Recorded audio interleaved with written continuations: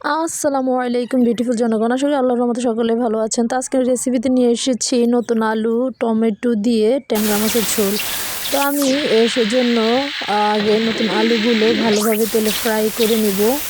যখন ভালোভাবে ফ্রাই হয়ে যাবে আলুগুলো, তখন আমি এটিকে আলাদা পাত্রে তুলে রেখে দিব। আর এই তো নিয়ে নিচ্ছি কেটে ধুয়ে বেশ পরিষ্কার করে ট্যাংরা মাছের ঝোল, সাথে কই মাছও ছিল। এগুলো একদম টাটকা, বেল থেকে নিয়ে এসেছিলো জেলে, সেখান থেকে এই টাটকা মাছগুলো রাখা হয়েছে। এখন আমি গরম তেলে দিয়ে দিব পেঁয়াজ, কাঁচা লঙ্কা কুচি। এবার ভালোভাবে নেড়ে চেড়ে মিশিয়ে নিব। এর মধ্যে আরও অ্যাড করে দিব 2 টেবিল চামচ রসুন পেস্ট এবং 2 টেবিল চামচ জিরা পেস্ট।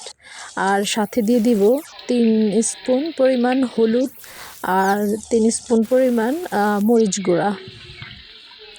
তো এবার আমি আরও অ্যাড করে দিব স্বাদ মতো লবণ। এবার ভালোভাবে নেড়ে চেড়ে মিশিয়ে নিব।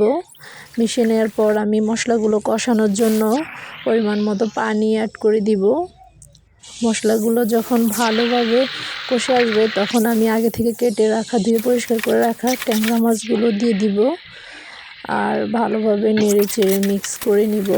যখন ভালোভাবে কষে আসবে, তখন ভালোভাবে কষিয়ে নেওয়ার পর আগে থেকে ভেজে রাখা যে নতুন আলুগুলো আছে, ওগুলো আমি এটার সাথে অ্যাড করে দিব এবং ভালোভাবে মশলার সাথে এই মাছ এবং আলুগুলো ভালোভাবে নেড়ে চেড়ে মিশিয়ে নিব।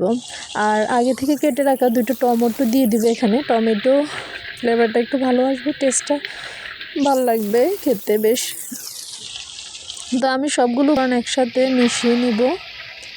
মিশিয়ে নেওয়ার পর এটা ভালোভাবে কষানোর জন্য অপেক্ষা করব। যখন সবগুলো উপকরণ ভালোভাবে কষে যাবে, তখন আমি এটাতে পরিমাণ রান্নার জন্য পানি অ্যাড করে দিব। পানি অ্যাড করার পরে এবার এই তো রান্না করার জন্য ওয়েট রাঁধছে। আর আমি এখন এখানে ফ্লেভার বা স্মেলের জন্য ধনেপাতা অ্যাড করে দিব।